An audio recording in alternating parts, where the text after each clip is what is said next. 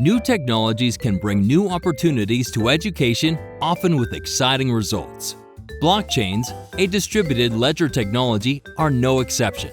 But you may wonder, what is it, and how can it apply to education? Let's start with the technology. In simple terms, blockchains are a type of database that offer unique and powerful features. They are based on a list of chronological data, much like a traditional financial ledger.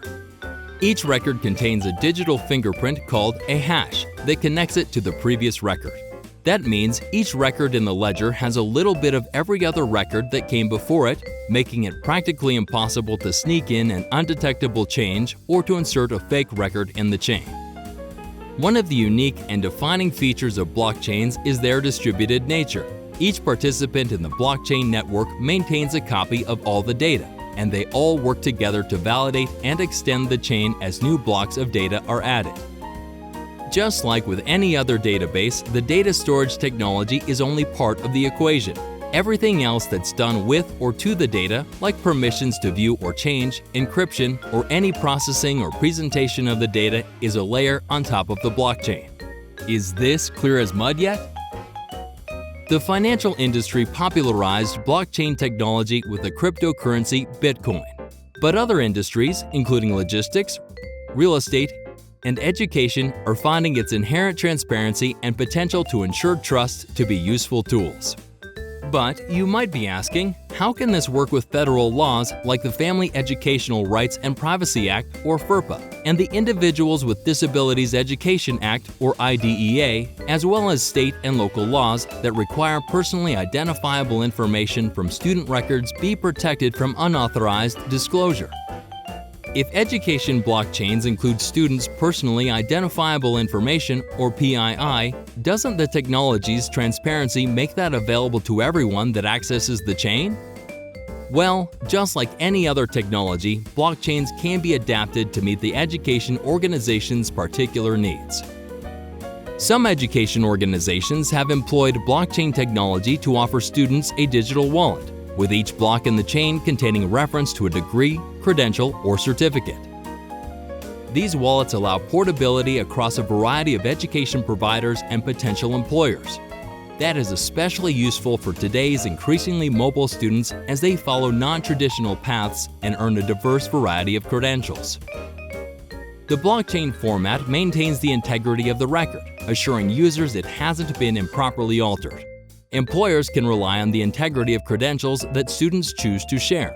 And because in this case, the student's PII isn't stored directly on the blockchain, users don't have to worry about issues of open blockchains being transparent. Other education organizations have used private permissioned blockchain systems. Depending on the student's age and enrollment status, parents or students can choose whether or not to consent to information sharing with other education organizations, and the technology allows data to be easily transferred from one institution to another and back again. By allowing multiple institutions to maintain checks on student progress toward degree or certificate completion, the blockchain system ensures students are more likely to be awarded credentials in a timely manner.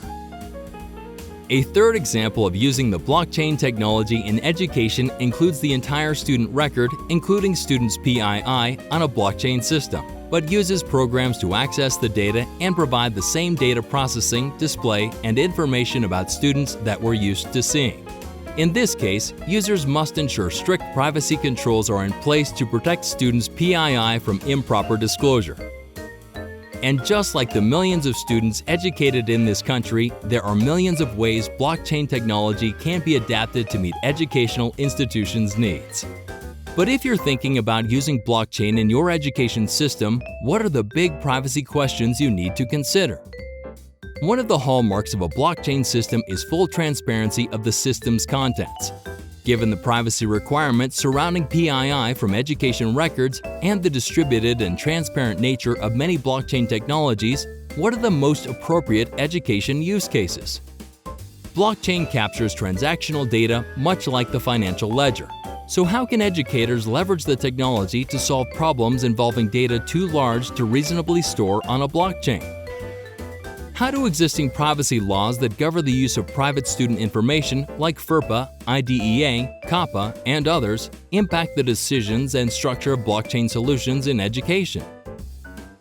Are data, including the student's PII, on the blockchain still maintained by the school, or can they be owned by the student? How does the education organization control access to students' personally identifiable information included in the blockchain if it's stored there? Can records anchored on blockchains enable education organizations to better track disclosure consent under FERPA exceptions?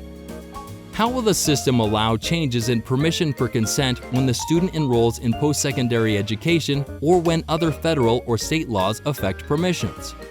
Most importantly, what are some of the challenges in our education system that blockchain technology can help us solve, and how do school administrators, IT leaders, educators, parents, and students decide whether blockchains are the best solution?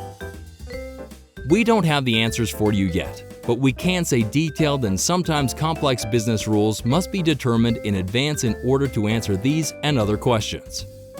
The U.S. Department of Education's Privacy Technical Assistance Center and Office of Educational Technology continuously engage with the field around emerging technologies, use cases, and concerns.